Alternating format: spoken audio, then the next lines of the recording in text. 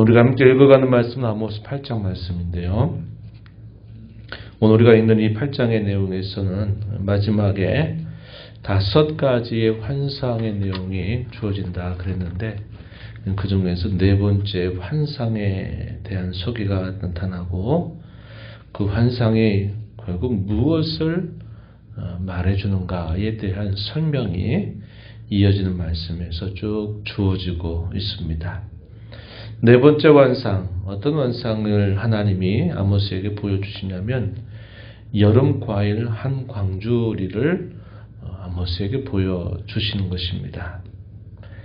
여름 과일 한 광주리, 여름에 뜨거운 여름에 광주리에 담겨있는 이 과일, 볼 때는 보기가 참 예쁘고 또 맛있어 보이고 좋지요. 그런데 조금만 시간이 지나가게 되면 그 여름 과일은 금방 상해서 먹을 수 없는 상태가 되어 버립니다. 그래서 빨리 이것을 잘 간수하지 않게 되면 결국은 금방 썩어서 먹을 수 없는 것처럼, 지금 북이스라엘 백성들의 그 상태가 겉으로 볼 때는 괜찮아 보이고 아무런 문제가 없고 잘 되는 것처럼 보이지만, 그러나 머지않아서 아주 가까운 시일 내에 큰 문제가 생기게 될 것을 이걸 통해서 보여주고 있는 것입니다.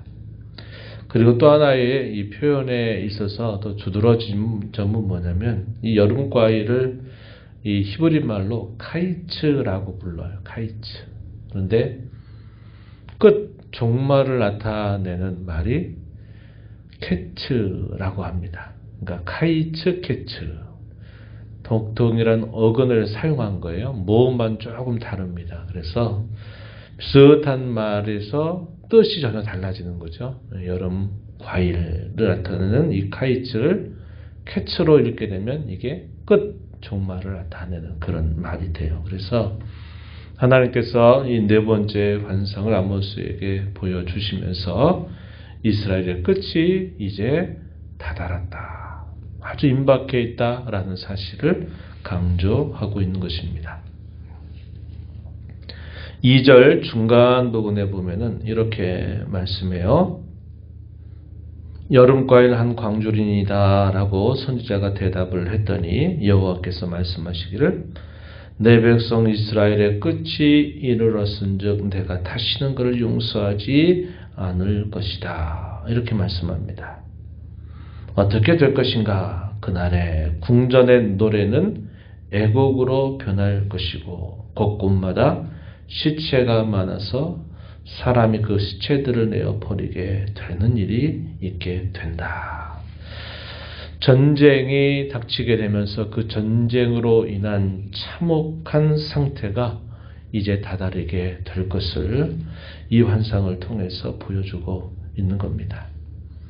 당시 북이스라엘 나라는 어떻게 했습니까? 특별히 이 지도자층들은 아주 사치와 방탕을 다 행했고 불의를 행하면서 그곳에 자기들을 위해서 노래를 부르고 또 악기를 가지고 또 지절거리고 하는 일들을 계속했다고 이야기하죠. 그런데 그것이 애곡으로 다 변하게 될 때가 이제 가까이 다다랐다 하는 사실을 이걸 통해서 말씀해 주고 있습니다. 왜 이렇게 상황이 될 수밖에 없는가? 당시 이스라엘의 부패상을 또다시 지적하는 말씀이 주어지는데, 하나님께서 바라시는 공의와 정의를 그들이 다 내어버렸다 하는 사실을 말해 줍니다. 4절 말씀을 보시면 이렇게 표현했어요. 가난한 자를 삼키며 땅에 힘없는 자를 망하게 하려는 자들아, 이 말을 들으라. 5절에 너희는 이렇게 말한다.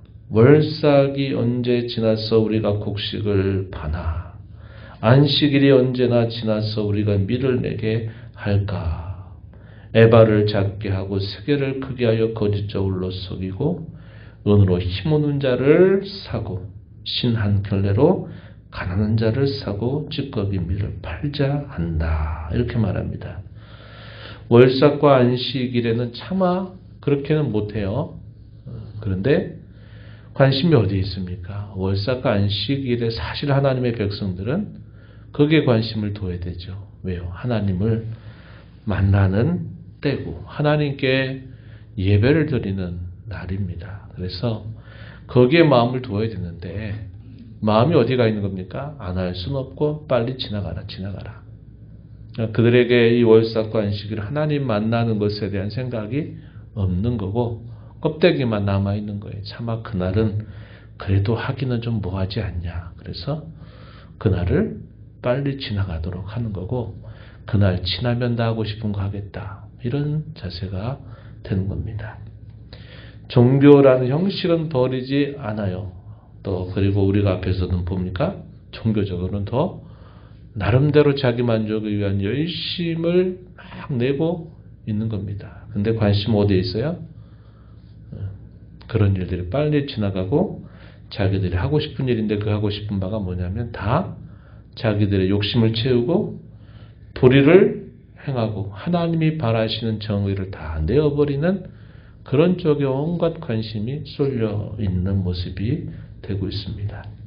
철저하게 그들의 종교는 자기들의 삶과 나눠져 있어요. 분리되어 있는 모습을 이걸 통해서 우리가 확인하게 되는 겁니다. 소위 신행 완전 분리예요. 신행 분리. 불일치입니다. 하나님께서 자기 백성들에게 요구하는 게 뭡니까? 하나님을 믿는 대로, 하나님을 섬기는 대로 그들의 말과 행실과 삶에 있어서 그것이 분리되지 않고 일치가 되는 삶을 살아야 되는데 당시 북이스라엘의 종교와 삶은 철저하게 나눠져 있고 오히려 반대가 되는데도 아무런 양심의 거리낌이 없는 정도로 그들의 마음이 망가져 버려 있는 그런 상태를 이걸 통해서 우리가 확인하게 되는 겁니다. 그래서 하나님 뭐라고 말씀하십니까? 7절에 보면 야곱의 영광을 빼앗고 분명히 벌할 것이다. 그들의 모든 행위를 절대로 잊지 않을 것이다. 이렇게 하나님이 말씀을 하십니다.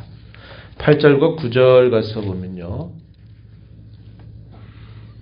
이렇게 말합니다. 땅이 떨지 않겠느냐. 그 가운데 모든 주민이 애통하지 않겠느냐. 온 땅이 강에 넘침으로 솟아오르며 애국 강같이 뛰놀다가 낮아지게 될 것이다. 그날에 내가 해를 대낮에 지게 하여 백주의 땅을 캄캄하게 할 것이다. 그들이 살고 있는 모든 상황을 뒤엎어버릴 것을 하나님이 말씀하고 계신 것이죠. 그래서 그들이 즐거워하고 방탕하고 하던 이 모든 것들은 다 공고함으로 바뀌어버리게 된다. 이렇게 말씀하십니다. 10절 너희 절기를 애통으로 너희 모든 노래를 애곡으로 변하게 할 것이다. 모든 사람에게 굵은 배로 허리를 동이게 할 것이다. 모든 머리를 대머리가 되게 할 것이고 독자의 죽음으로 말미암아 애통하듯 하게 할 것이고 결국은 공고한 날과 같게 할 것이다. 독자의 죽음, 뭘 떠오르게 합니까? 이스라엘 백성들이 그 옛날 애굽에서 종살이 할 때 결국 하나님이 그 강력하게 반대하는 이 바로를 꺾어버리신 마지막 사건이 바로 이 독자, 장자의 죽음이죠. 장자의 죽음을 우리가 연상하게 되는데 그런 일이 지금 누구에게 닥치겠다는 겁니까? 하나님의 백성 이스라엘에게 이런 일이 닥치게 된다. 이렇게 말씀하고 있는 겁니다. 이 엄밀한 말씀이 계속 선지자를 통해서 증언이 되고 있는데 당시 왕이나 당시 종교 지도자들이나 당시 일반 백성들의 이렇게까지 이런 말씀을 다 무시하는 거예요. 우리가 앞에서 봤듯이 어떤 태도를 봅니까? 야, 심판이 오지 않는다. 심판이 더디다. 우리에게 임하지 않는다라고 생각하면서 죄 범하는 것을 아무렇지도 않고 그 죄를 범하고 있다고 우리가 보았어요. 그런데 계속 우리가 살펴보지만요. 이런 예언이 떨어지고 한 세대가 지나면서 결국은 이런 일이 실제로 벌어지게 됐다 하는 것을 우리는 알고 있는 겁니다. 그러나 당시 이 말씀을 선지자를 통해서 듣는 당시 백성들은 이런 일은 없다. 무슨 소리냐? 이런 태도를 계속 표하고 있었던 것이죠. 계속해서 철저한 심판이 닥치게 될 것을 거듭 말씀하시는데 11절, 14절 내용에 무엇보다도 영적인 기근이 그들에게 닥치게 된다. 지금은 여호와의 말씀을 들려주는 것이 나뿐만 아니라 다른 선지자들이 계속 들려주고 있다. 이게 지금 살 길이고 생명의 길인데 그것을 무시하고 멸시하겠지만 나중에는 이 말씀을 아무리 구하려고 하여도 구할 수 없는 때가 닥치게 된다. 이렇게 말합니다. 이것이야말로 진짜 기근이다 라는 사실을 강조하고 있습니다. 11절 말씀, 주 여호와의 말씀이니라 불한 날이 이를지라 내가 기근을 땅에 보내리니 양식이 없어 주림이 아니면 물이 없어 가람이 아니다. 여호와의 말씀을 듣지 못한 기갈이다. 사람이 이 바다에서 저 바다까지 북쪽에서 동쪽까지 비틀거리면서 여호와의 말씀을 구하려고 돌아다녀도 얻지 못하게 될 것이다. 이렇게 말합니다. 무엇을 말할까요? 그들이 아수르에 다 끌려가서 그 아수르에 흩어져 살면서 그들이 무슨 제사를 드릴 수 있어요? 그들이 무슨 여호와 이름을 찾을 수가 있습니까? 그들에게 무슨 하나님의 말씀이 주어지겠습니까? 그때를 그들이 결국 경험하게 되는 것으로 이것이 실제로 이루어지게 된 겁니다. 자신들이 하나님의 말씀을 듣는 것을 귀찮다, 듣기 싫다, 맨날 우리 듣기 싫은 소리만 한다. 그래가지고 그걸 다 멸시하고 그저 어용 선지자처럼 자기들 듣고 싶은 말 해주는 선지자들을 좋게 여기고 저 선지자의 말이 맞다 그러면서 거짓 선지자들 듣고 싶은 말을 따랐던 그때에는 그래도 말씀이 있어서 살 길이 있었는데 이제 그들이 패망해서 끌려가게 될 때에는 그런 일도 없게 될 것이다 하는 것을 말씀하고 있는 내용이죠. 13절에 보면 아름다운 처녀도 젊은 남자도 다 가라앉아서 쓰러지게 될 것이다. 이렇게 말하고 우상을 숭배했던 곳들 예를 들면 여기 단이라고 하는 거 14절에 보면 단아 내 신들이 살아있음을 두고 맹세하노라 하거나 브엘세바 여기도 하나의 성지 같은 곳이죠. 위한 것 같이 살아있음을 두고 맹세하노라 하는 사람은 다 엎드러지고 일어나지 못하게 될 것이다. 우상을 숭배하는 자들에 대한 철저한 심판이 임하게 된다. 이렇게 말씀을 하고 있는 겁니다. 우리가 이 말씀을 보면서 우리가 받는 교훈이 뭡니까? 하나님을 섬기는 신앙은 반드시 그 신앙에 맞는 삶이 일치되어야 한다 하는 것을 우리가 배우게 됩니다. 우리가 섬기는 신앙 또 우리의 삶이 다 분리돼서 신앙 따로 삶 따로 살아가는 삶을 하나님은 결코 기뻐하지 않으신다. 내가 고백하는 이 신앙과 내가 살아가는 이 삶이 항상 일치하는 일에 우리의 신앙의 마음을 두고 하나님을 섬겨가야 된다 하는 것을 우리가 배워야 하겠고요.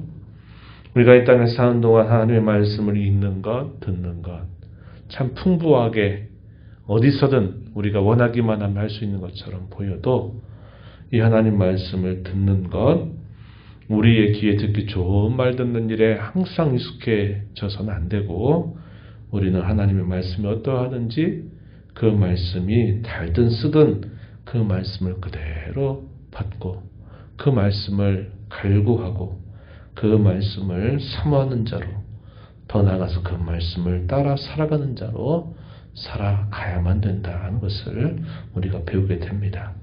이러한 교훈들을 우리 마음에 새기면서 하루 남은 삶을 살아가는 복된 삶이 되도록 은혜를 베풀어 주시기를 간절히 기도하면서 힘써 나가게 되기를 바랍니다. 하나님 아버지 감사합니다. 오늘도 복되고 거룩한 주일을 저희에게 허락하여 주셔서 저희들을 만나 주시려고 저희에게 은혜를 주시려고 이 날을 구별해 주시고 이 새벽부터 하나님 앞에 나와 찬양을 드리며 경배하게 하심을 감사드립니다. 영적으로 참 무지하고 완악했던 그 북이스라엘의 시대에 그들이 제사는 안 할 수 없고 하긴 해야 되겠지만 거기에는 아무런 관심이 없고 그저 자기들 배를 위하고 자기들 돈 벌어서 잘 먹고 잘 사는 곳에 마음을 두었던 당시 완악한 백성들처럼 오늘 저희들도 그러한 식으로 그저 주일 왔으니까 예배하겠다 하는 마음 갖고 임하지 않게 하시고 사모하는 마음, 하나님의 은혜를 갈망하는 마음을 가지고 이 날을 거룩하게 구별하여 잘 지킨 우리 모든 성도들이 되게 하여 주옵시고 이 예배를 통해서 하나님을 만나고 성도들과 더불어 참으로 주 안에서 좋은 교제를 나누고 힘을 얻고 위로를 얻는 복된 날 되도록 은혜를 베풀어 주시옵소서.